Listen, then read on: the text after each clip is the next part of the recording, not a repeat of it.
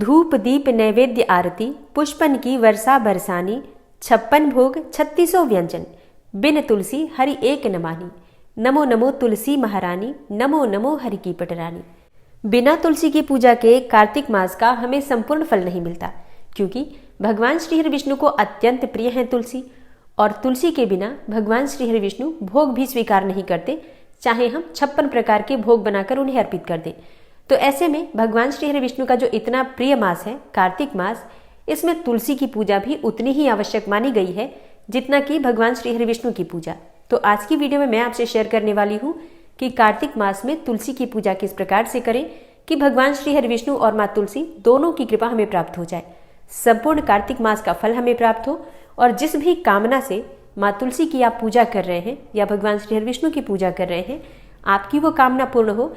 इसके लिए विशेष क्या करना चाहिए, ये संपूर्ण जानकारी आपको आज की वीडियो में मैं शेयर करने वाली हूँ। तो वीडियो बहुत महत्वपूर्ण है, पूरा जरूर देख लीजिए। अच्छी लगे वीडियो तो लाइक भी जरूर कीजिए, क्योंकि देखिए आपके लाइक्स, आपके कमेंट्स मेरे लिए बहुत महत्वपूर्ण होते हैं। यही एकमात्र जरिया है जिनसे मुझे पता चलता है कि आपको ये वीडियो अच्छी लगती है और आपके लिए ये वीडियो उपयोगी है। तो अगर वीडियो अच्छी लगे तो लाइक तो जरूर ही किया कीजिए। और अब जानते हैं कि कार्तिक मास में तुलसी की पूजा आपको किस प्रकार से करनी चाहिए। तो देखिए, वैसे तो पूरे वर्ष हम तुलसी की पूजा करते हैं, सुबह शाम दोनों समय पूजा करते हैं। वर्ष भर में ऐसा नहीं है कि हम किसी महीने में तुलसी की पूजा को छोड़ते हैं, मतलब हमेशा ही करते हैं। लेकिन कार्तिक मास में विशेष उसका फल हमें प्राप्त होता है। जो फल हमें पूरे वर्ष भर में नहीं मिलता पूजा का, उससे कहीं ज्यादा फल मात्र कार्तिक मास में मिल जाता है। इसलिए कार्तिक मास में जो हम तुलसी की पूजा करते हैं, विशेष रूप से संकल्प लेकर करते हैं कि हे श्री हरि विष्णु, हे तुलसी माता, हम पूरे महीने में, पूरे कार्तिक मास में आपकी विधि पूर्वक पूजा करेंगे। आप हम पर कृपा करें। हम तुलसी की पूजा करते हैं तो तुलसी से प्रार्थना करते हैं कि भगवान श्री हरि विष्णु की कृपा हमें प्राप्त हो, और माता तुलसी की कृपा से भगवान श्री हरि विष्णु की भक्ति हमें प्राप्त होती है और मन वांछित फल की भी प्राप्ति होती है। चाहे धन प्राप्ति की कामना हो, संतान प्राप्ति की कामना हो, विवाह की मनोकामना हो, या सच्चे जीवन साथी की कामना हो, अच्छे घर वर की कामना हो, कोई भी आपकी कामना हो, मतलब जीवन की हर समस्या का समाधान तुलसी की पूजा से मिल जाता है, और हर प्रकार की कामना तुलसी की जड़ में जल देने से पूर्ण हो जाती है। तो कार्तिक मास में जब हम सुबह जल्दी उठते हैं, ब्रह्म मुहूर्त में उठते हैं कार्तिक स्नान करने के लिए, तो स्नान करने के बाद पूजा जब हम करते हैं तो भगवान विष्णु की पूजा करते हैं, तुलसी की पूजा करते हैं, भगवान सूर्यदेव की पूजा करते हैं। विशेष रूप से ये 3 पूजा बताई गई है कार्तिक मास की। और सुबह और शाम दोनों समय हम पूजा करते हैं माँ तुलसी की। इसमें सुबह की पूजा विशेष होती है, क्योंकि सुबह हम ब्रह्म मुहूर्त में उठकर और जब कार्तिक स्नान करते हैं तो भगवान विष्णु की पूजा करते हैं और फिर माँ तुलसी की पूजा करते हैं। अब जैसे कि बहुत से भक्तों के प्रश्न आते हैं कि क्या पहले तुलसी की पूजा करनी चाहिए या फिर भगवान विष्णु की पूजा करनी चाहिए या फिर भगवान सूर्यदेव को जल देना चाहिए। देखिए, जब हम कोई भी पूजा पाठ करते हैं तो इतना अधिक संशय मन में नहीं रखना चाहिए। तुलसी में और भगवान श्री हरि विष्णु में कोई अंतर नहीं है। आप चाहे पहले तुलसी की पूजा करें या पहले भगवान विष्णु की पूजा करें, एक ही बात है, क्योंकि तुलसी की जड़ में सभी देवी देवताओं का वास माना गया है। विशेष रूप से जब कार्तिक मास आता है तो सभी देवी देवता तुलसी की जड़ में ही विराजित हो जाते हैं। तो जब हम तुलसी की जड़ में सींचते हैं, तुलसी में दीप दान करते हैं, तो सभी देवी देवताओं की कृपा हमें स्वतः ही प्राप्त हो जाती है, मात्र तुलसी पूजन से। तो आप चाहे भगवान विष्णु की पूजा पहले करें या फिर तुलसी की पूजा पहले करें, कोई फर्क नहीं पड़ता, फल आपको समान ही प्राप्त होता है। ठीक है, तो इस बात को मन से निकाल दीजिए कि किस पूजा को पहले करना है। आपको जैसी सुविधा उपलब्ध हो, आप चाहे तो पहले भगवान विष्णु की पूजा कर लीजिए, फिर तुलसी में जल दे दीजिए, और इसके बाद आप भगवान सूर्यदेव को जल दे दीजिए। आप चाहे तो पहले सूर्य भगवान को जल दे सकते हैं, फिर विष्णु भगवान की पूजा करके तुलसी की पूजा कर सकते हैं। पूजा हमें करना है, बस ये ध्यान रखिए, फल एक समान ही मिलेगा, ये भी ध्यान रखिए। ठीक है, और अब जानते हैं कि कार्तिक मास में सुबह किस प्रकार से तुलसी की पूजा हमें करनी चाहिए। देखिए, सुबह के समय आप जल्दी उठ ही रहे हैं, उठकर स्नान कर लीजिए। स्नान करने के बाद आप चाहें तो पहले भगवान विष्णु की पूजा कर सकते हैं या पहले सूर्यदेव को जल दे सकते हैं और उसके बाद तुलसी की पूजा कर सकते हैं, या फिर पहले तुलसी की पूजा भी कर सकते हैं। तुलसी माता की पूजा के लिए आपको चाहिए जल, शुद्ध जल। अच्छा, एक और कार्य आप कर सकते हैं, जैसे कि हम पूरे कार्तिक मास में गंगा जल से स्नान करते हैं, गंगा जल मिश्रित करके स्नान करते हैं, उसी प्रकार से ऐसा कहा जाता है कि अगर हम तुलसी में गंगा जल सींचते हैं, मतलब तुलसी की जड़ को गंगा जल से सींचते हैं, तो मोक्ष की प्राप्ति हो जाती है। हमें ही नहीं, हमारे पितरों को भी मोक्ष की प्राप्ति हो जाती है। तो गंगा जल तो सबके पास ही होता है। आपको क्या करना है, एक पात्र लेना है, उस पात्र में पहले गंगा जल डालना है, फिर शुद्ध जल से भर दीजिए। अब ये जल आपको तुलसी की जड़ में सींचना है। इसके बाद चुटकी भर हल्दी तुलसी की जड़ में डाल दीजिए। फिर धूप, दीप, अक्षत, पुष्प इत्यादि जो भी चीजें आपके पास उपलब्ध हो उन चीजों से माँ तुलसी की पूजा कीजिए। और हाँ, भोग अवश्य अर्पित कीजिए। कोई भी सामग्री आप भोग स्वरूप में अर्पित कर सकते हैं, जैसे कि मिश्री, बतासा, शक्कर, गुड़ या फिर कोई फल जो आपके पास उपलब्ध हो। थोड़ा सा भोग अर्पित कर दीजिए और इसके बाद एक दीपक जलाकर तुलसी की आरती कर लीजिए। आप चाहे तो मिट्टी का दीपक ले सकते हैं, धातु का दीपक ले सकते हैं, किसी भी धातु का, या फिर आटे का दीपक भी बना सकते हैं। तो आटे का या मिट्टी का दीपक अगर आप बनाते हैं तो प्रतिदिन आपको बनाना पड़ेगा, मतलब हर बार नया दीपक आपको चाहिए। इसलिए एक धातु का दीपक ले लीजिए, प्रतिदिन उसे ही प्रज्वलित करके और धूप दीप कर लीजिए, फिर धोकर अगले दिन फिर प्रयोग कर सकते हैं। और अब जैसे कि बहुत से भक्तों के प्रश्न आते हैं कि हम बाती कौन सी प्रयोग करें। देखिए, कोई सी भी बाती जो आप प्रतिदिन घर में नॉर्मल पूजा में प्रयोग करते हैं, लंबी या फिर गोल, किसी भी बाती का प्रयोग कर सकते हैं। हमें दीप दान करना है, ठीक है, बहुत ज्यादा संशय या बहुत ज्यादा भ्रम में नहीं पड़ना है।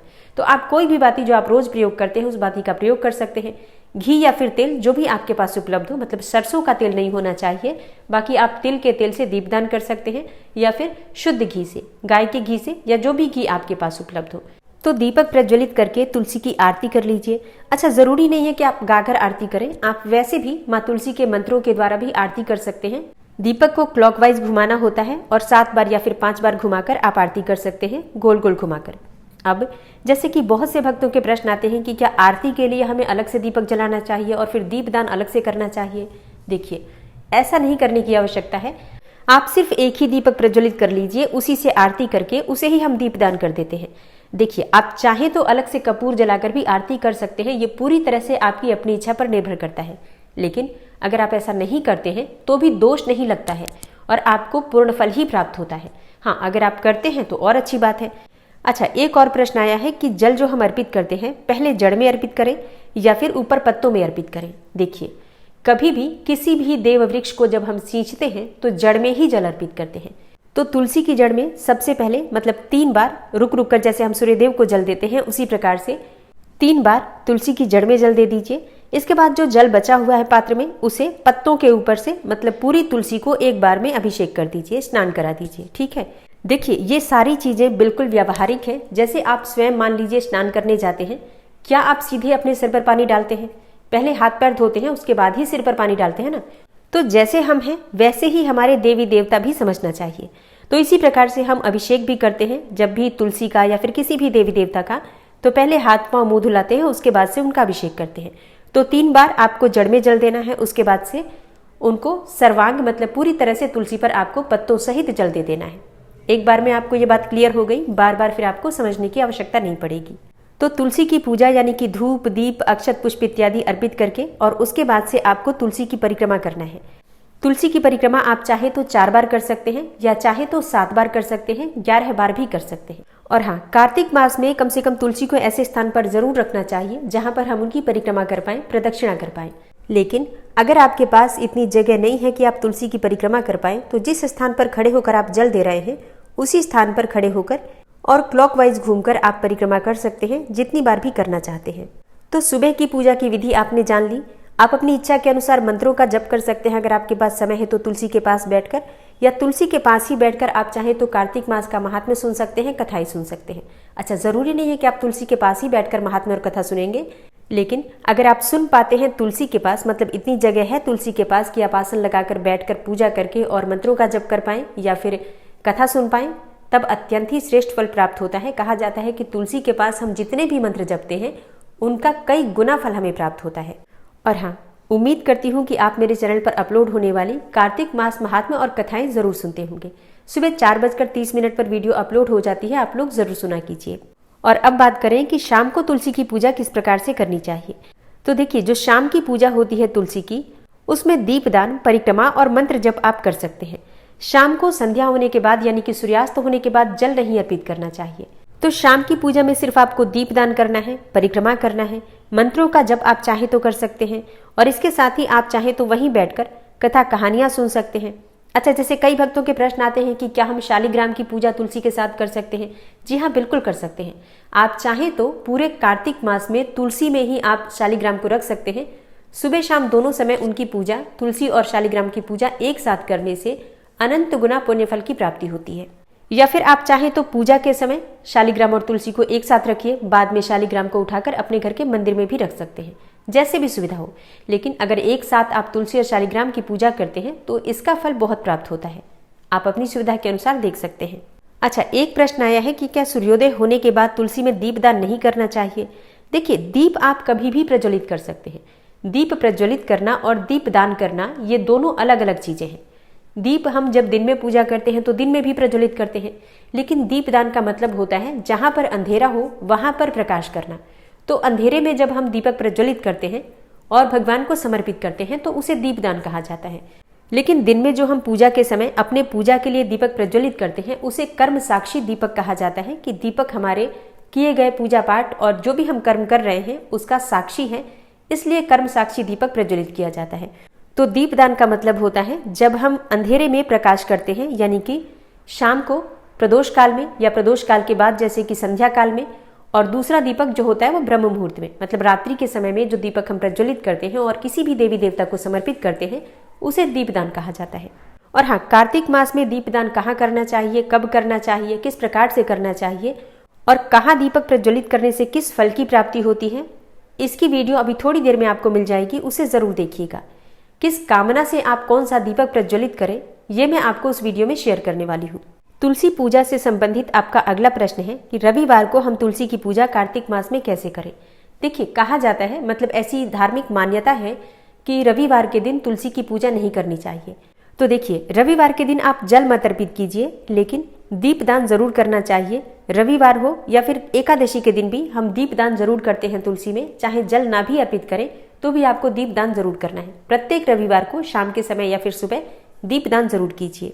और अगला प्रश्न है आपका कि सिंदूर हम कब लगाएं तुलसी में।